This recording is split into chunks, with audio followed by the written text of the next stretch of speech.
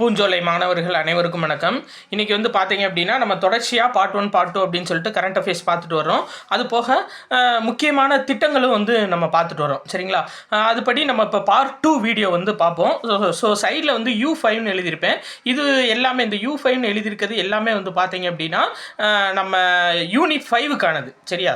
Tamil Nadu scheme, Tamil Nadu மின்னாளுகை சார்ந்த விஷயங்கள் ஃபுல்லாக இந்த U5 அப்படின்னு போட்டிருப்பேன். பொதுவான ஸ்கீம்ஸ், முக்கியமான ஸ்கீம்ஸ் எல்லாம் வந்து பார்த்தீங்க அப்படின்னா டைரெக்டாக உங்களுக்கு சொல்லிடுறேன். சரியா? சரி, ஃபஸ்ட்டு பாருங்கள், உயிரி E3 கொள்கை அப்படின்னு சொல்லிட்டு ஒரு கொள்கை கொண்டு வந்திருக்காங்க. உயிரி E3 கொள்கை. இந்த உயிரி E3 கொள்கை, அதாவது பயோ E3ன்னு சொல்லுவாங்க. இந்த E3 அப்படின்னா என்னன்னு சொல்லி பார்த்தீங்கன்னா 3 E வருங்க. அதாவது எக்கனாமிக்ஸ், என்விரான்மெண்ட், எம்ப்ளாய்மெண்ட். சரியா? எதில் அப்படின்னா பொருளாதாரம், சுற்றுச்சூழல், வேலைவாய்ப்பு. சரியா? இதுதான் வந்து ன்னு சொல்லி கொடுத்துருக்காங்க. அதாவது ரசாயன உற்பத்தியை விட்டுட்டு அதுக்கு பதில் உயிரி உற்பத்தி, பசுமை வாயுக்கள், பூஜ்ஜிய கரியமில்லா வாயு, ஜீரோ எமிஷன். இதில் வந்து தொழில் முனைவோருக்காக கொண்டு வரப்பட்ட திட்டம் தான் என்ன திட்டம் அப்படின்னா உயிரி E3 திட்டம். ஸோ அப்போ அந்த E3 அப்படின்னா என்னன்னு கேட்பாங்க. நல்லா பார்த்துக்கோங்க. பயோ ஓரியன்டா. சரியா? உயிரி ஓரியன்டா, எக்கனாமிக்ஸ், என்விரான்மெண்ட், எம்ப்ளாய்மெண்ட். சரியா? அடுத்து பாருங்க, லட்சாதிபதி சகோதரிகள் திட்டம்ங்க. ரொம்ப முக்கியமான திட்டம். என்ன அப்படின்னா நாடு முழுவதும் 3 கோடி பெண்களை லட்சாதிபதிகள் ஆகிறது. லட்சாதிபதிகள்னா என்னன்னா ஒரு வருடத்துக்கு 1 லட்சம் ரூபாய் சம்பாதிக்கிறதுக்கான ஒரு வாய்ப்பை வந்து ஏற்படுத்தி தர்றதான் இந்த லட்சாதிபதி சகோதரிகள் திட்டம். சரியா? அவங்களுக்கு தேவையான கடன் உதவி கொடுக்கறது. ஸோ அது போக அவங்களுக்கு எதில் வந்து திறமையாக இருக்கோ அவங்களுக்கு தொழில் வாய்ப்பை மேம்படுத்தி தர்றதான் இந்த லட்சாதிபதி சகோதரிகள் திட்டத்தோட முக்கிய நோக்கம். சரியா? அப்போ நாடு முழுவதும் 3 கோடி பெண்களுக்கு வருஷத்துக்கு 1 லட்சம் ரூபாய் தயாரிக்கிற மாதிரி, அதாவது வருஷத்துக்கு 1 லட்சம் ரூபாய் சம்பாதிக்கிற மாதிரி கொண்டு வரக்கூடிய திட்டம் தான் என்ன திட்டம் அப்படின்னா இந்த லட்சாதிபதி சகோதரிகள் திட்டம். சரியா? சரி, அடுத்து பாருங்க, இது யூனிட் 5க்கான முக்கியமான கொஸ்டின்ங்க. என்ன அப்படின்னு சொல்லி பார்த்தீங்க அப்படின்னா தமிழ் இணைய கல்வி கழகம். சரியா? இவங்க வந்து பார்த்தீங்க அப்படின்னா 8.2 லட்சம் ஓலைச்சுவடிகளை மின்னணு மாற்றம் செஞ்சுருக்காங்க. சரியா? ஓலைச்சுவடிகளில் இருக்க இன்ஃபர்மேஷன் எல்லாத்தையுமே டிஜிட்டலைஸ்டாக மாற்றிருக்காங்க. யார் அப்படின்னா தமிழ் இணைய கல்வி கழகம். இதில் மெயினாக நம்ம பார்க்க வேண்டிய விஷயம் என்னென்னா தமிழை பிழையின்றி எழுதுவோம் அப்படின்ற நூல் வந்து தமிழ் இணைய கல்வி கழகம் சார்பாக வெளியிடப்பட்டிருக்கு. சரியா? அப்போது தமிழை பிழையின்றி எழுதுவோம் அப்படின்ற நூல் எழுதினது யார் அப்படின்னா சாலமன் பாப்பையா. வெளியிட்டது யார் அப்படின்னா தமிழ் இணைய கல்வி கழகம். சரியா? அடுத்து பாருங்க, இது முக்கியங்க. சமக்ர சிக்ஷா அபியான், அதாவது முழுமையான கல்வி திட்டம். இது கொண்டு வரப்பட்ட ஆண்டு எப்போனா 2018. ஆக்சுவலாக சர்வ சிக்ஷா அபியான் அப்படின்ற திட்டம், அனைவருக்கும் கல்வி, அது 2000ஆம் ஆண்டு கொண்டு வரப்பட்டிருக்கும். அதுக்கடுத்து பார்த்தீங்க அப்படின்னா ராஷ்ட்ரிய மத்தியமிக் சிக்ஷா திட்டம், அது வந்து பார்த்தீங்கன்னா 2013 கொண்டு வந்திருப்பாங்க. இதை ரெண்டையும் இணைச்சு கொண்டு வந்ததான் இந்த சமக்ர சிக்ஷா அபியான் திட்டம். 6 முதல் 14 வயது உள்ள குழந்தைகளை, பள்ளி செல்லாத குழந்தைகளை பள்ளிக்காக, ஸ்கூலுக்கு அனுப்புறது தான் இந்த சமக்ர சிக்ஷா அபியானோட ஒரு முக்கிய நோக்கம். ப்ளஸ் அது போக பெண் கல்வி, டிஜிட்டல் கல்வி, திறன் மேம்பாடு, விளையாட்டு கல்வியின் சமநிலை, இது எல்லாத்தையும் வந்து கற்றுத்தரதும் இந்த திட்டத்தோட ஒரு முக்கிய நோக்கம். அடுத்து பாருங்கள், இது ரொம்ப முக்கியங்க. என்ன அப்படின்னா லதா மங்கேஷ்கர் விருது. சரியா? போன வருஷம் 2024 யாருக்கு கொடுத்துருக்காங்க அப்படின்னா, அதாவது ஃபஸ்ட்டு லதா மங்கேஷ்கர் விருது அப்படின்றது என்னென்னா இசைத்துறையில் சிறந்து விளங்குறவங்களுக்காக மத்திய பிரதேச அரசு கொடுக்குறதுங்க. சரியா? லதா மங்கேஷ்கர் அவங்களோட சிறப்பை போற்றும் வகையில் கொடுக்குறது. 1984 இந்த விருது கொடுக்கப்பட்டு வருது. 2022 லதா மங்கேஷ்கர் வந்து தவறிட்டாங்க. சரியா? இருந்தாலும் அவங்களோட விருது அவங்க பேரில் வந்து தொடர்ச்சியாக கொடுத்துட்டு வராங்க. சென்ற வருடம் சிறந்த இசையமைப்பாளருக்கான விருது யாருக்கு கொடுத்துருக்காங்கன்னா உத்தம் சிங் அவருக்கு வந்து கொடுத்துருக்காங்க. எது? லதா மங்கேஷ்கர் விருது. அடுத்து வந்து பார்த்தீங்கன்னா பின்னணி பாடகி யாருக்கு கொடுத்துருக்காங்கன்னா KS சித்ரா அவங்களுக்கு கொடுத்துருக்காங்க. ரொம்ப முக்கியமானது. ஸோ பரிசு தொகை எவ்வளோ அப்படின்னு பார்த்தீங்கன்னா 2 லட்சம் ரூபாய். சரியா? சரி, அடுத்தது பார்க்கலாம். இந்த முக்கியங்க. என்ன அப்படின்னா காலரா நோய்க்கு உரிக்கால் தடுப்பூசி. சரியா? அப்போ இது கேட்பாங்க. உரிக்கால் அப்படின்றது அந்த தடுப்பூசியோட நேம்ங்க. ஸோ உரிக்கால் தடுப்பூசி எந்த நோய்க்காக கொண்டு வந்திருக்காங்க அப்படின்னா காலரா நோயை தடுக்கிறதுக்காக கொண்டு வந்ததா அந்த உரிக்கால் தடுப்பூசி. இதை தயாரித்தவங்க யார் அப்படின்னா பாரத் பயோடெக். அடுத்து பாருங்கள், இந்த ஹெலன் கெல்லர் அவார்டுங்க. ஹெலன் கெல்லர் விருது அவார்டு, அதாவது ஹெலன் கெல்லர் விருது வந்து 2 பேருக்கு கொடுக்குறாங்க. ஒன்றிய அரசும் கொடுக்குறாங்க, நம்ம தமிழ்நாடு அரசும் கொடுக்குறாங்க.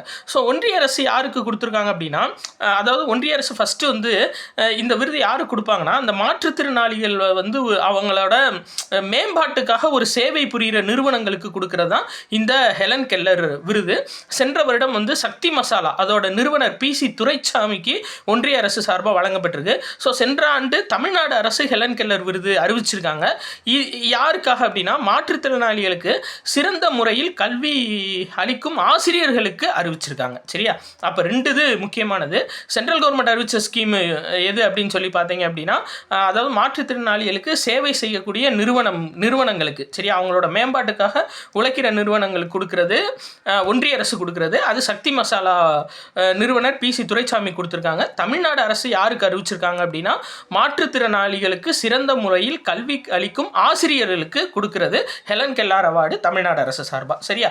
அடுத்து இந்த யூனிட் 5க்கு சார்ந்து முக்கியமானது மின்னாளுகைக்கு என்ன அப்படின்னு சொல்லி பார்த்தீங்கன்னா, சர்வதேச மின் வாகன கண்காட்சி எங்கே நடைபெற்றுச்சுன்னா, தமிழ்நாட்டில் இந்தியாவில் நடைபெற்றுச்சுங்க. ரொம்ப முக்கியமானது. தமிழ்நாட்டில் சென்னையில் நடைபெற்றுச்சு. சரியா?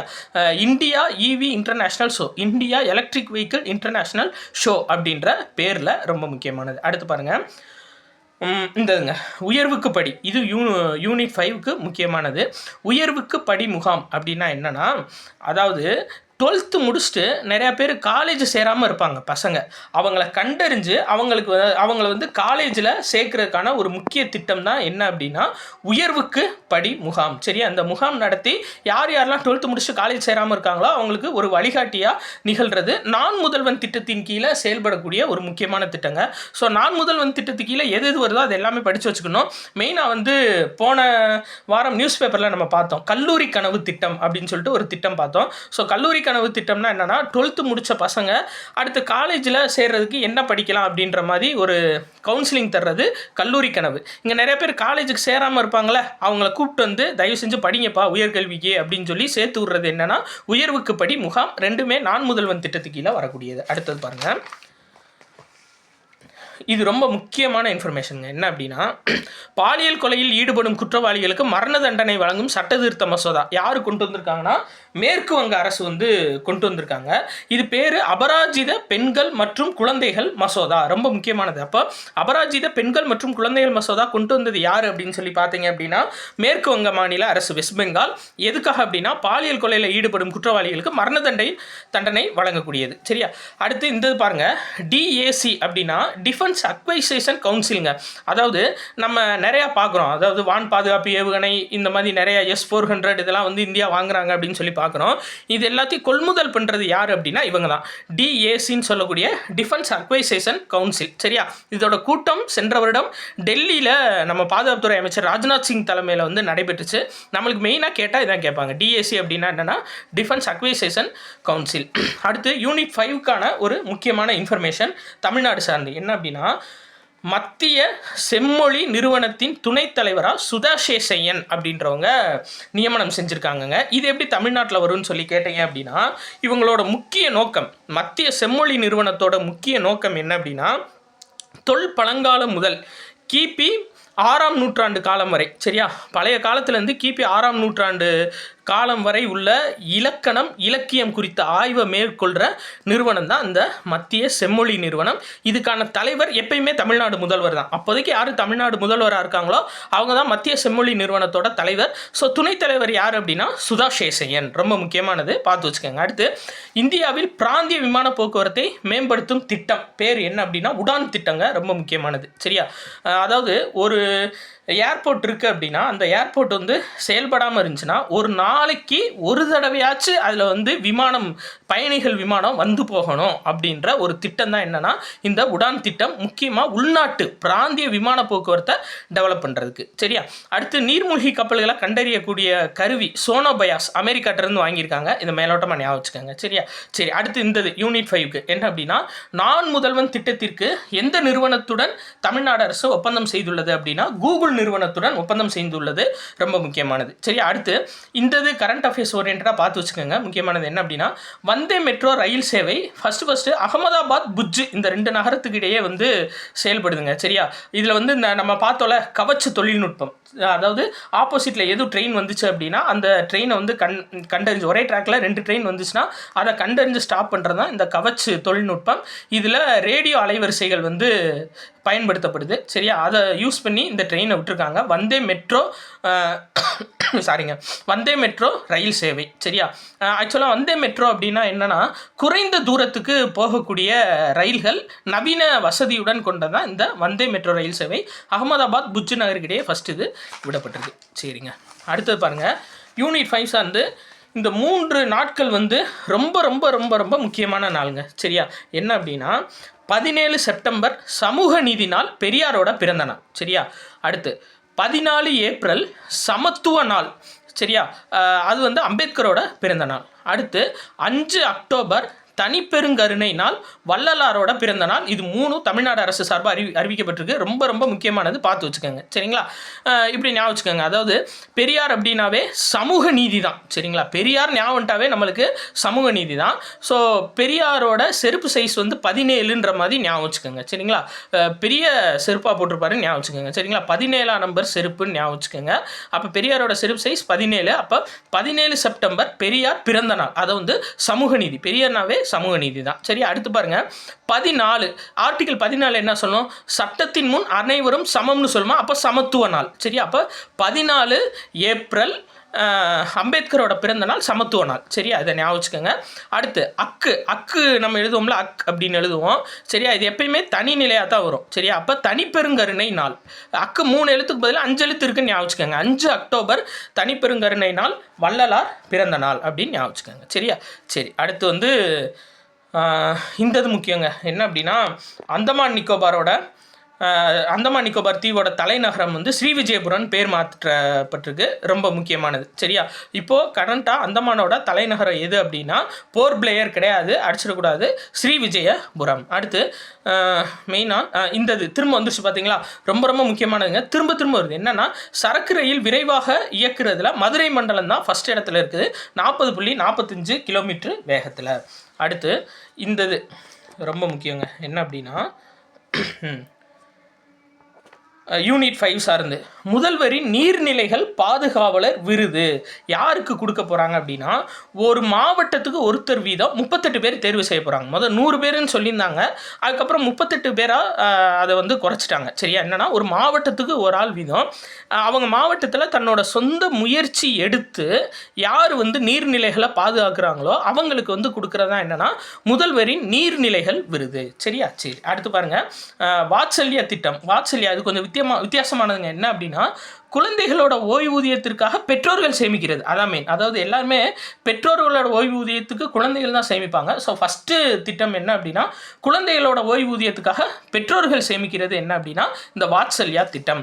அடுத்து பிஎம் ஆஷா திட்டம். சரியா, அந்த பிஎம் ஆஷா திட்டம் எதுக்காக கொண்டு வந்திருக்காங்கன்னா, அத்தியாவசிய உணவுப் பொருட்களோட விலையோட ஏற்ற இறக்கத்தை கட்டுப்படுத்துறது. சரி, அத்தியாவசிய உணவுப் பொருட்கள் விலையோட ஏற்ற இறக்கத்தை கட்டுப்படுத்துறது, விவசாயிகளுக்கு சிறந்த விலை கிடைக்கிறது. இதுதான் பிஎம் ஆஷா திட்டம்.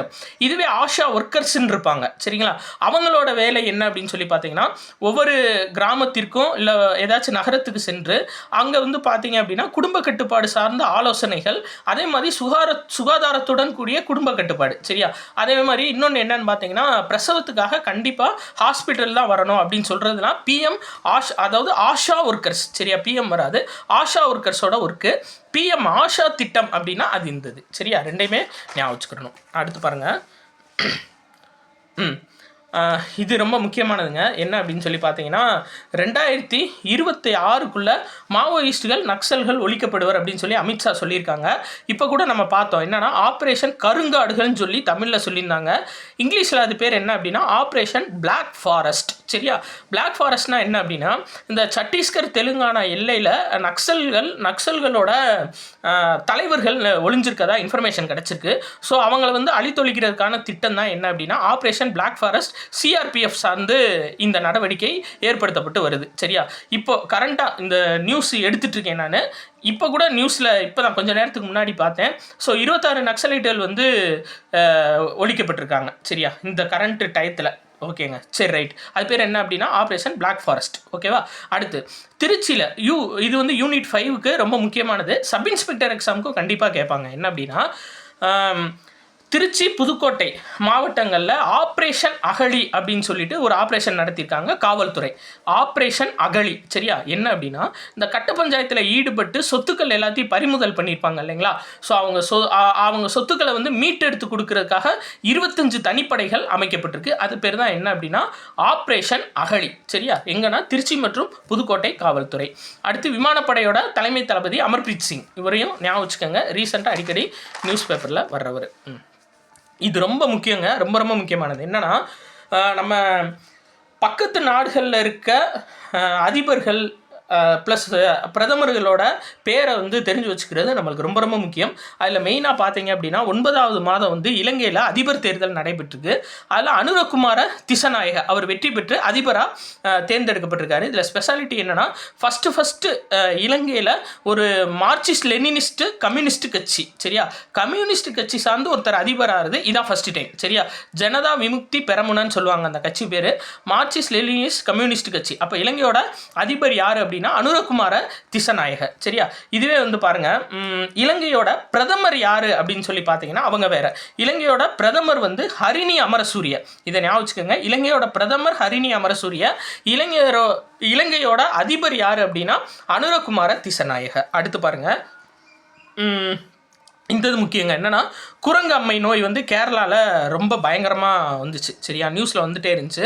அதுக்கான அந்த வைரஸ் வகை என்ன அப்படின்னா குரங்கு அம்மைக்கான வைரஸ் கிளேட் 1-1B. சரியா, அப்போ கிளேட் 1-1B வைரஸ் வகை எதனுடன் தொடர்புடையதுன்னு கேட்டாங்கன்னா குரங்கு அம்மையுடன் தொடர்புடையது. சரியா, அடுத்து புதுசாக யூனிட் 5 சார்ந்த கொஸ்டின். புதுசாக வந்து டைடல் பூங்காக்கள் உருவாக்கியிருக்காங்க. எங்கே அப்படின்னா தஞ்சாவூர் மாவட்டத்தில் பிள்ளையார்பட்டியிலையும் சேலம் மாவட்டத்தில் ஆனைக்கொண்டன்பட்டியிலையும் 2 இடத்துலையும் உருவாக்கியிருக்காங்க புதிய டைடல் பூங்கா. கண்டிப்பாக கேட்பாங்கங்க. டைடல் பூங்கா உருவாக்கிட்டாவே நம்மளுக்கு மின்னாளுகை சார்ந்து வந்துடும். சரியா, அந்த சிலபஸ் மின்னாளுகைன்னு சொல்லிட்டு சிலபஸ் இருக்குல்ல, நிறையா பேர் தேடிட்டு இருப்பீங்க மின்னாளுகை எங்கன்னு சொல்லிட்டு. இந்த மாதிரி கரண்ட் அஃபேர்ஸ்குள்ளே இருந்து தான் கேட்பாங்க. அப்போ புதிய டைடல் பூங்காக்கள் எங்கெங்க அப்படின்னா தஞ்சாவூரில் பிள்ளையார்பட்டியிலையும் சேலத்தில் ஆனைக்கொண்டன்பட்டியிலையும் ஆரம்பிச்சிருக்காங்க. அடுத்து பாருங்கள் இரானி கோப்பை கிரிக்கெட்டுடன் தொடர்புடைய நம்ம ஸ்போர்ட்ஸ் தனியாக பார்த்துருவோம். சரியா, சரி. வேறு அயன் டோம், இதை ஞாபகம் வச்சுக்கோங்க. என்னென்னா இஸ்ரேலோட வான் பாதுகாப்பு அமைப்பு அடிக்கடி நியூஸ் பேப்பரில் வருது. அயன் டோம். அப்போ நம்மளுக்கு S-400 இருக்குது பார்த்தீங்களா, சுதர்சன சக்ரா. அது மாதிரி இஸ்ரேலோட வான் பாதுகாப்பு அமைப்பு எது அப்படின்னு சொல்லி பார்த்தீங்கன்னா அயன் டோம். சரியா, சரி. அடுத்து பாருங்கள் இது கொஞ்சம் சரியான இதுங்க. அதாவது நம்ம மனசில் ஒன்று இருக்கும். என்ன அப்படின்னா யூக்கலிப்டஸ் மரம்னு இருந்துச்சுனாவே அதிகமாக தண்ணி உறிஞ்சும், சுற்றி வந்து தண்ணியே இருக்காது அப்படின்னு சொல்லி நம்ம மனசில் எல்லாமே இருந்திருக்கும். அதாவது பதிய வச்சுருப்பாங்க. ஆக்சுவலாக அது தவறு. சரியா, இதை சொன்னது யார் அப்படின்னா தேசிய பசுமை தீர்ப்பாயம் சொல்லியிருக்காங்க. அதை வந்து நம்ம உயர்நீதிமன்ற மதுரை கிளை வந்து ஆமான்னு சொல்லியிருக்காங்கங்க. சரிங்களா, ஆக்சுவலாக யூக்கலிப்டஸ் மரம் அதிக அளவு தண்ணி உறிஞ்சாதான் அதோட வேர் வந்து அதிகமாக 3 மீட்டர் ஆழத்துக்கு மேலே வளராதாங்க. சரியா, அதை வந்து நம்மகிட்ட வந்து சொல்லியிருக்காங்க இத்தனை நாள் இருந்தால் கண்டிப்பாக தண்ணி உரியும் அதிகமாக அப்படின்னு சொல்லிட்டு. ஆக்சுவலாக எதுக்காக இந்த கேஸ் போட்டிருந்தாங்க அப்படின்னா அதாவது ஃபாரஸ்ட் டிபார்ட்மெண்ட் ஒன்று பண்ணுவாங்க. யூக்கலிப்டஸ் மரத்தை விளைய வைப்பாங்க. அது நல்லா விளையவும் அதை வந்து அறுவடை செஞ்சு விற்றுருவாங்க, திரும்ப விளைய வைப்பாங்க. அப்படி ஒரு இடத்த வந்து தேர்ந்தெடுக்கப்படும் போது சுற்றி இருக்க விவசாயிகள்லாம் மறுத்துருக்காங்க. ஸோ கோர்ட்டில் கேஸ் போடும்போது பசுமை தீர்ப்பாயம் கன்ஃபார்மே பண்ணியிருக்காங்க யூக்கலிப்டஸ் மரங்கள் அதிக நீர் உறிஞ்சாது. சரிங்களா, யூக்கலிப்டஸ் மரங்கள் அதிக நீர் உறிஞ்சும் என்பது ஆதாரமற்றதுன்னு சொல்லியிருக்காங்க. சரி ரைட், ஓகே. அடுத்து பாருங்கள் புதுசாக தமிழ்நாட்டில் 24 மணி நேரமும் இயங்கக்கூடிய விமான நிலையம் எது அப்படின்னா மதுரை விமான நிலையம். சரி, அதை ஞாபகம் வச்சுக்கோங்க. அடுத்து இங்கே பாருங்கள், இது ரொம்ப முக்கியங்க. பரம்ருத்ரா அப்படின்றது என்னன்னா சூப்பர் கம்ப்யூட்டர். சரியா, கண்டிப்பாக கேட்பாங்க. பரம்ருத்ரா அப்படின்றது முக்கியமாக எஸ்ஏ எக்ஸாமில் கேட்பாங்க. பரம்ருத்ரா அப்படின்றது ஏவுகணையா, போர்க்கப்பலா, இல்லை ஏதாச்சும் ஒன்று கேட்பாங்க. பரம்ருத்ரான்றது என்னன்னா சூப்பர் கம்ப்யூட்டருங்க. சரியா, புனே, கல்கத்தா, டெல்லி இங்கெல்லாம் வந்து இங்கே இருக்க ஆராய்ச்சி நிலையங்களில் இதை ஃபிட் பண்ண போகிறாங்க. சரியா, அப்போ பரம்ருத்ரானா நம்ம எக்ஸாம் பாயிண்ட் ஆஃப் வியூவில் படிக்க வேண்டியது என்ன அப்படின்னா சூப்பர் கம்ப்யூட்டர்ஸ். ஓகே ரைட், அடுத்து பார்ப்போம். இந்ததுங்க 2035வது வருஷத்துக்குள்ள விண்வெளியில் இந்தியாவோட ஆய்வு மையம் அமையும்னு சொல்லியிருக்காங்க. சரியா, அது பேர் என்னன்னா பாரதிய அந்தரிக்ஷ ஸ்டேஷன் அது பேர். அதே மாதிரி 2040க்குள்ளே இந்தியா மனிதர்களை நிலாவுக்கு அனுப்புவாங்கன்னு சொல்லியிருக்காங்க. அது முக்கியமானது. இந்த பார்த்தோம்ல கிளேட் 1B, சரியா, 1, 2 கிளேட் 1, 2, 1B இது மூணுமே என்னன்னா குரங்கு அம்மை நோய்க்கான வைரஸ். இஸ்ரேலோட பிரதமர் யாருன்னா பெஞ்சமின் நெதன்யாகுங்க. ஏன்னா அடிக்கடி வந்துட்டு இருக்காரு. போன தடவை சப் இன்ஸ்பெக்டர் எக்ஸாமில் உக்ரைனோட அதிபர் பேர் கேட்டாங்க. இந்த தடவை இஸ்ரேல் காசா போர் வந்து அதிகமாக போயிட்டு இருக்கிறதுனால கண்டிப்பாக இஸ்ரேலோட பிரதமர் பேர் கேட்பாங்க. பேர் என்ன அப்படின்னா பெஞ்சமின் நெதன்யாகு, மறந்துடாதீங்க. சரியா, அடுத்தது பாருங்கள். அக்டோபர் 2 கிராம சபை கூட்டம் போன வருஷம் நடந்துச்சு. அதோட தீம் என்ன அப்படின்னு சொல்லி பார்த்தீங்கன்னா முழு எழுத்தறிவு பெற்ற பஞ்சாயத்து. சரியா, தமிழ்நாட்டில் நடந்த அக்டோபர் 2, 2024 கிராம சபை கூட்டத்தோட தீம், சரியா, கருத்துரு முழு எழுத்தறிவு பெற்ற பஞ்சாயத்து. அடுத்து பாருங்கள், நம்ம போன வாரம் பார்த்தது அதே இது திரும்ப வந்துருச்சு. யூனிட் 5க்கானது. சரியா, 10 தடையாச்சும் வந்திருக்கு இந்த திட்டம், மறந்துடக்கூடாது. புதிய பாரத எழுத்தறிவு திட்டம் 2022 15 வயதுக்கு மேற்பட்ட எழுத படிக்க தெரியாதவர்களுக்கு கல்வி கற்பித்தலை நோக்கமாக கொண்டது. 15 வயசுக்கு மேலேயும் யாருக்கும் எழுத படிக்காமல் இருந்துச்சுன்னா அவங்களுக்கு பேசிக்கான எழுத படிக்க தெரிஞ்ச ஒரு இதை வந்து கொடுக்குறது தான் என்ன அப்படின்னா புதிய எழுத்தறிவு பாரத திட்டம் 2022. சரியா, அதே மாதிரி 2027க்குள்ளே 5 கோடி பேருக்கு கல்வி கற்பிக்கணும் அப்படின்னு சொல்லிட்டு இலக்கு நிர்ணயிச்சிருக்காங்க. அது ஞாபகம் வச்சுக்கோங்க. அதே மாதிரி இப்போ ராணிப்பேட்டை மாவட்டம் பணப்பாக்கத்தில் வந்து டாடா மோட்டார்ஸ் வந்து நிறுவியிருக்காங்க. இதில் நம்ம எக்ஸாம் பாயிண்ட் ஆஃப் வியூவில் பார்க்க வேண்டியது என்னென்னா 2030வது வருஷத்துக்குள்ளே, சரியா தெரியுதுங்களா? ஓகேங்க, ஒரு நிமிஷங்க. 2030வது வருஷத்துக்குள்ளே தமிழ்நாடு $1 trillion எக்கானமியை ரீச் பண்ணணும் அப்படின்னு சொல்லியிருக்காங்க. ஒரு இலக்கு நிர்ணயிச்சிருக்காங்க. இந்தியாவே வந்து பார்த்தீங்கன்னா 2030க்குள்ளே 5 trillion நிர்ணயிச்சிருக்காங்க. அதில் தமிழ்நாடு மட்டும் $1 trillion அப்படின்னு சொல்லி நிர்ணயிச்சிருக்காங்க. ரொம்ப முக்கியமானது. அடுத்து பாருங்கள், இந்ததுங்க ஆயுஷ்மான் பாரத் திட்டம். இது நம்மளுக்கு தெரியும். ஆயுஷ்மான் பாரத்னாவே நம்மளுக்கு இன்சூரன்ஸுன்னு தெரியும். ஆனால் இதில் முக்கியமானது என்னென்னா அனைத்து குடிமக்களுக்கும் இலவச மருத்துவ காப்பீடு 70 வயதுக்கு மேற்பட்ட, அதுதான் மெயின். அதாவது புதுசாக இந்த ஆயுஷ்மான் பாரத் திட்டத்தில் 70 வயசுக்கு மேலே இருக்கிறவங்களுக்கும் வந்து பார்த்தீங்கன்னா இன்சூரன்ஸ் ஸ்கீம் கொண்டு வந்திருக்காங்க. பொதுவாக 60 வயசு ஆச்சுனாவே எந்த இன்சூரன்ஸ் கம்பெனியும் இன்சூரன்ஸு தரமாட்டாங்க. ஸோ அவங்களுக்கு அந்த வயசானவங்களுக்கான சுகாதாரம் அப்படின்றது இந்தியாவில் கேள்விக்குறியாக இருக்கிறதுனால இந்த ஆயுஷ்மான் பாரத் திட்டத்துக்கு கீழே இருக்க அனைத்து குடிமக்களுக்கும் 70 வயதுக்கு மேலே இருந்தாலும் அவங்களுக்கும் வந்து இது பொருந்தும்னு சொல்லியிருக்காங்க. ரொம்ப முக்கியமானது. இந்த வருஷம் கேட்பாங்கங்க, கண்டிப்பாக கேட்பாங்க. எத்தனை வயசுக்கு மேலேன்னு கேட்பாங்க. 70 வயது. சரியா, அடுத்து இந்தது ரைட். இந்த மன் கி பாத் ஒவ்வொரு அதாவது இது ஏற்கனவே எஸ்எஸ்சியில் கேட்ட கொஸ்டின். இன்னொரு தடவை சொல்லிடுறேன். என்ன அப்படின்னா எப்போ நடைபெறும்னு சொல்லி கேட்டிருக்காங்க. ஒவ்வொரு மாதமும் கடைசி ஞாயிற்றுக்கிழமை, ஒவ்வொரு மாதத்துலேயும் வரக்கூடிய கடைசி ஞாயிற்றுக்கிழமையில தான் இந்த மன் கி பாத் நிகழ்ச்சி நடைபெறும். மனதின் குரல். சரியா, பிரதமர் வந்து பேசுவார். அடுத்து பாருங்கள், இந்ததுங்க என்ன அப்படின்னா தேசிய ஊட்டச்சத்து மாதம் செப்டம்பர் 1 to 30. ரொம்ப முக்கியமானது. தேசிய ஊட்டச்சத்து மாதம் எப்போ அப்படின்னா செப்டம்பர் 1 to 30. இந்த தடவை இதை வந்து சிறுதானியங்களை பேஸ் பண்ணி சொல்லியிருக்காங்க. ப்ளஸ் வளரிளம் பெண்களோட ஊட்டச்சத்து குறைபாடு குறித்த விழிப்புணர்வு கொண்டு வந்திருக்காங்க. இதில் நம்ம மெயினாக பார்க்க வேண்டியது தேசிய ஊட்டச்சத்து மாதம் செப்டம்பர் 1 to 30. அதே மாதிரி நாட்டு பசுவுக்குன்னு இந்தது வந்து பார்த்தீங்கன்னா யூனிட் 5க்கு வரும். சரியா, அடுத்து இந்தது பாருங்கள், நாட்டு பசு பாதுகாப்பு திட்டம் சொல்லிட்டு மகாராஷ்டிரா மாநிலம் கொண்டு வந்திருக்காங்க. ரொம்ப முக்கியம். நாட்டு பசுக்கான பாதுகாப்பு திட்டம் கொண்டு வந்த முதல் மாநிலம் எது அப்படின்னு சொல்லி பார்த்தீங்கன்னா மகாராஷ்டிரா.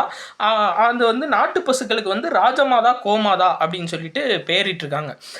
இந்த திட்டத்தோட நோக்கம் என்னன்னா ஒரு வீட்டில் ஒரு நாட்டு பசு இருந்துச்சுன்னா அதை பராமரிக்கிறதுக்கு ஒரு நாளைக்கு 50 ரூபாய் மானியம் கொடுக்க போகிறாங்க. ஒரு நல்ல பெஸ்ட்டான ஸ்கீம் நாட்டு பசுக்களை பாதுகாக்கிறதுக்கு. சரியா, அதாவது ஒரு வீட்டில் ஒரு நாட்டு பசு இருந்துச்சுன்னா அந்த பசுவை வந்து பாதுகாக்கிறதுக்கு ஒரு நாளைக்கு 50 ரூபாய் வீதம் மானியம் வழங்கப்படும் அப்படின்னு சொல்லிட்டு மகாராஷ்டிரா அரசு அறிவிச்சிருக்காங்க. சரியா, சரிங்க. அடுத்து டிஎன் அலர்ட் செயலி நம்ம இன்றைக்கி தான் பார்த்தோம். சரியா, டெய்லி கரண்ட் அஃபேர்ஸில் பார்த்தோம். அதாவது வடகிழக்கு பருவமழை, அது போக தமிழ்நாடு குறித்த எந்த இன்ஃபர்மேஷன்னாலும் வானிலை சார்ந்த இன்ஃபர்மேஷன் எதுவாக இருந்தாலும் அதை வந்து வழங்கக்கூடியதான் இந்த மொபைல் அப்ளிகேஷன். இது யூனிட் 5ல் நம்மளுக்கு மின்னாளுகைன்ற டாபிக் கீழே வரும். சரியா, அப்போ கண்டிப்பாக கேட்பாங்க டிஎன் அலர்ட் செயலி எதுக்குன்னு கேட்கலாம். இந்த தமிழ்நாடு வானிலை சார்ந்த தகவல்கள் எதில் பார்த்துக்கலாம் அப்படின்னா டிஎன் அலர்ட் அப்படின்ற செயலியில் பார்த்துக்கலாம். இன்னொன்று இந்த இந்த இது ரொம்ப முக்கியமானதுங்க. அதாவது இந்தியாவிலேயே மனநல காப்பகவாசிகளுக்கு அசைவ உணவு வழங்கும் திட்டம் கொண்டு வந்தது எது அப்படின்னா தமிழ்நாடு தான். அதுவும் சென்னையில் இருக்க கீழ்ப்பாக்கம் மருத்துவமனை. ஏன் அவங்களுக்கு கொடுக்க மாட்டாங்களா நான்வெஜ் அப்படின்னா, அதாவது இந்த மனநல காப்பகத்தில் இருக்கவங்க அவங்க நான்வெஜ் சாப்பிடும்போது அவங்களுக்கு சரியாக தெரிய மாட்டுது. அதில் இருக்க எலும்பு எல்லாம் வந்து குத்தி அவங்களுக்கு வந்து ரொம்ப காயம் ஏற்பட்டுருது. அதனால் ஃபஸ்ட்டு டைமாக சென்னையில் இருக்க மனநல காப்பக வாசிகளுக்கு போன்லெஸ் மூலியமாக மீட் கொடுக்க போகிறாங்க. சரியா, போன்லெஸ் மூலியமாக அவங்களுக்கு போன்லெஸ் சிக்கன் வந்து கொடுக்கறதுக்காக ஒரு ஒரு சிறப்பான செயல் திட்டம் பண்ணியிருக்காங்க நம்ம தமிழ்நாடு. ரொம்ப முக்கியமானதுங்க. ஸோ மனநல காப்பக வாசிகளுக்கு ஃபர்ஸ்ட் டைம் இந்தியாவில் அசைவ உணவு வழங்கும் திட்டம் கொண்டு வந்தது யாருன்னா தமிழ்நாடு. எங்கே அப்படின்னா சென்னை கீழ்ப்பாக்கம் மருத்துவமனையில். அடுத்து இந்ததுங்க, அதாவது 92வது விமானப்படை சாகசம் சென்னை மெரினாவில் நடைபெற்றுச்சு. நம்மளுக்கு எல்லாமே தெரியும். இது என்ன சிறப்பம்சம்னு சொல்லி பார்த்தீங்கன்னா 2020-21 வரையும் 2021 நம்மளுக்கு கொரோனா. ஸோ அதுக்கு முன்னாடி வரையும் வந்து பார்த்தீங்கன்னா இந்த ஆண்டு நிறைவு விழா வந்து டெல்லியில் மட்டும்தான் நடைபெறும். ஃபஸ்ட்டு டைம் 2022 பிரயாக்ராஜில் நடைபெற்றிருக்கு, 2023 சண்டிகரில் நடைபெற்றிருக்கு, 2024 சென்னை மெரினாவில் நடைபெற்றிருக்கு. சரியா, அப்போ 92வது விமானப்படை சாகச விழா எங்கே நடைபெற்றுச்சு அப்படின்னா சென்னையில். சரிங்க, அடுத்து இந்தது ரொம்ப முக்கியமானது. நம்மளுக்கு யூனிட் 5 சார்ந்து, அதாவது கலைச்செம்மல் விருதுன்னு ஒரு விருது கொடுக்குறாங்கங்க தமிழ்நாடு அரசு. 6 பேர்த்துக்கு கொடுத்துருக்காங்க இந்த ஆண்டு. ஸோ இந்த கலைச்செம்மல் விருது அப்படின்னா என்னன்னு சொல்லி பார்த்தீங்கன்னா, அதாவது ஓவியம் சிற்பக்கலையில் சாதனை புரிஞ்சவங்களுக்கு கண்டிப்பாக கேட்பாங்க. கலைச்செம்மல்ன்றது யாருக்கு கொடுக்குறாங்க? பரதநாட்டியமா, இசையா, ஏதாச்சும் ஒன்று கொடுத்துட்ருவாங்க. ஓவியம் மற்றும் சிற்பக்கலையில் சாதனை புரிஞ்சவங்களுக்கு கொடுக்குறது தான் இந்த தமிழ்நாடு அரசு கலைச்செம்மல் விருது. சரியா, புதுசாக 5 மொழிக்கு செம்மொழி அந்தஸ்து கொடுத்துருக்காங்க. ஸோ 11 மொழி செம்மொழியாக இருக்குது இப்போ கரண்ட்டாக இந்தியாவில். எது அப்படின்னா மராத்தி மகாராஷ்டிராவில் பேசப்படுறது, இன்னொன்று பாலி பிராகிருதம் பீகார், உத்தரப்பிரதேஷ், மத்திய பிரதேசில் பேசப்படுறது, அடுத்து வங்க மொழி மேற்கு வங்காளத்தில், அசாமி மொழி அசாமில். சரியா, அப்போ மொத்தம் 11 கிளாசிக்கல் லாங்குவேஜஸ் இருக்குது. சரியா, அடுத்து இந்த திட்டம் முக்கியங்க. கிருஷோன் நதி திட்டம் என்னன்னா உணவு பாதுகாப்பில் தன்னிறைவு பெறுவது கிருஷோன் நதி திட்டம். பேசிக்காக அதை மட்டும் ஞாபகம் வச்சுக்கோங்க போதும். அடுத்து சாத்தி அப்படின்ற வெப்சைட்டு, SATHI அப்படின்ற வெப்சைட் எதுக்குன்னா தரமான எண்ணெய் வித்துக்கள் சரியான நேரத்தில் அனைத்து மாநிலங்களுக்கும் கிடைக்கும் வலைதளம். இப்போது நம்ம எண்ணெய் வித்துக்களில் வந்து இன்னும் நம்ம இந்தியா வந்து தன்னிறைவு பெறலை. சரியா, அப்போ என்ன பண்ணுறாங்கன்னா வெளிநாட்டிலேருந்து இறக்குமதி பண்ணும்போது எந்த மாநிலத்துக்கு எவ்வளோ அனுப்பணும்னு சொல்லி பெரிய கன்ஃபியூஷனாக இருக்குது. அதனால் இந்த வெப்சைட்டில் பதிஞ்சு வச்சிட்டோம்னா அழகாக இறக்குமதி ஆகிற எண்ணெய் வித்துக்களை பிரித்து அந்தந்த மாநிலத்துக்கு அனுப்பிடலாம் அப்படின்றதுக்காக கொண்டு வந்ததான் இந்த சாத்தி இணையதளம். சரி, அடுத்து இது 2 முக்கியங்க. நல்லோசை, இது 2மே யூனிட் 5 தான். சரியா, இதோட நம்ம முடிச்சுக்கலாம். அதாவது யூனிட் 5ல் நல்லோசை சமூக ஆய்வகங்கள். இந்த ஆய்வகங்கள் எதுக்காக அப்படின்னா ஆதி திராவிடர் மற்றும் பழங்குடியின மாணவர்களுக்கு நவீன தொழில்நுட்ப மேம்பாட்டுக்காக பயிற்சி அளிக்கிறது. சரியா, அதாவது நல்லோசை சமூக ஆய்வகங்கள்னு ஒரு ஆய்வகம் நிறுவிடுவாங்க ஒவ்வொரு மாவட்டத்திலையும். ஆதி திராவிடர் மற்றும் பழங்குடியின மாணவர்கள் நவீன தொழில்நுட்பத்தை அங்கே போய் கற்றுக்கலாம், அவங்க மேம்பாடு பண்ணிக்கலான்னு கொண்டு வந்ததான் இந்த நல்லோசை சமூக ஆய்வகங்கள் அப்படின்ற முக்கியமான ஒரு திட்டம். அடுத்து மகிழ்முற்றம் மாணவர் அமைப்புங்க. மகிழ்முற்றம்னா என்னன்னா அனைத்து அரசு பள்ளியில் பயிலும் மாணவர்களிடையே தலைமை பண்பை வளர்க்கிறது. அதான், அதாவது ஒரு ஸ்கூலை எடுத்துப்பாங்க. அந்த ஸ்கூலில் வந்துட்டு பார்த்தீங்க அப்படின்னா மாணவர்களை நிறையா குழுக்களாக பிரிச்சுருவாங்க. அதாவது குறிஞ்சி, முல்லை, மருதம், நெய்தல்னு சொல்லிட்டு குழுக்களாக பிரிச்சுருவாங்க. அந்த குழுக்கள் மூலியமாக மாணவர்கள் என்ன பண்ணுவாங்க அப்படின்னா அதாவது மாதிரி சட்டப்பேரவையை ஒன்று அமைச்சிருவாங்க. சரியா, ஒருத்தர் அதாவது ஆளுங்கட்சி தலைவர் முதலமைச்சர் மாதிரியும், இன்னொருத்தவர் எதிர்கட்சி தலைவர் மாதிரியும், இன்னொருத்தவர் அதாவது சபாநாயகர் மாதிரியும் உட்காந்து நாட்டு பிரச்சனைகளை பற்றி பேசுகிறது தான் இந்த மகிழ்முற்றம் மாணவர் அமைப்பு. சரியா, கண்டிப்பாக கேட்பாங்க. ரொம்ப ரொம்ப முக்கியமான கொஸ்டின். மகிழ்முற்றம் மாணவர் அமைப்புனா என்ன அப்படின்னு சொல்லி கேட்பாங்க. மெயினாக மாணவர்களிடையே அரசியல் சார்ந்த அனுபவங்களை மேம்பாடு செய்கிறது இந்த மகிழ்முற்றத்தோட முக்கிய நோக்கம். அடுத்து பாருங்க, உலக கவிஞர்கள் மாநாடு எங்கே நடந்துச்சு அப்படின்னா மதுரையில் நடைபெற்றுச்சு. ரொம்ப முக்கியமானது. சரியா, உலக கவிஞர்கள் மாநாடு மதுரையில் நடைபெற்றுச்சு. இதில் தமிழ் பண்பாடு செம்மல் விருது யாருக்கு கொடுத்துருக்காங்க அப்படின்னா பிரான்ஸ் தமிழ்ச்சங்க பொதுச் செயலாளர் கோகுல் கருணாகரனுக்கு கொடுத்துருக்காங்க. சரியா, அப்போ தமிழ் பண்பாடு செம்மல் விருது யாருக்கு 2024 கொடுத்துருக்காங்கன்னா பிரான்ஸ் தமிழ்ச்சங்க பொதுச் செயலாளர் கோகுல் கருணாகரனுக்கு கொடுத்துருக்காங்க. இன்னொன்று பாருங்கள், இந்த எமிஸ் இணையதளங்க. சரியா, இதோட நம்ம முடிச்சுப்போம். எமிஸ் இணையதளம்னா என்னன்னா education management information information system. அதாவது நம்ம பள்ளிக்கல்வித்துறையில் இந்த எமிஸ் இது வெப்சைட்டை வந்து இன்ஸ்டால் பண்ணி வச்சுருவாங்க. ஸோ டெய்லி டீச்சர்ஸ் வரும்போது அவங்களுக்கு வந்து இன்றைக்கி கரெக்டாக அட்டண்டன்ஸ் விழுந்திருக்கா, அவங்க ரேகை வச்ச உடனே பயோமெட்ரிக்கில் ரேகை வச்சோடனே இதில் அட்டண்டன்ஸ் ஏறிடும். அது போக மாணவர்களோட இன்ஃபர்மேஷன் அட்டண்டன்ஸ் இன்ஃபர்மேஷனையும் இதில் ஏற்றணும் அப்படின்னு சொல்லியிருக்காங்க. இது பேர் தான் என்ன அப்படின்னா எமிஸ் இணையதளம். சரிங்களா? அப்போ எமிஸ்னால் என்னன்னு கேட்பாங்க, எஜுகேஷனல் மேனேஜ்மெண்ட் இன்ஃபர்மேஷன் சிஸ்டம். சரியா? இதோட விளக்கம். சரி, ரைட், ஓகேங்க. இன்றைக்கி முக்கியமானது ஃபுல்லாக நம்ம பார்த்துட்டோம். ஸோ அடுத்த பாட்டில் நம்ம கூடுதலாக இன்ஃபர்மேஷன் பார்க்கலாம். நன்றி.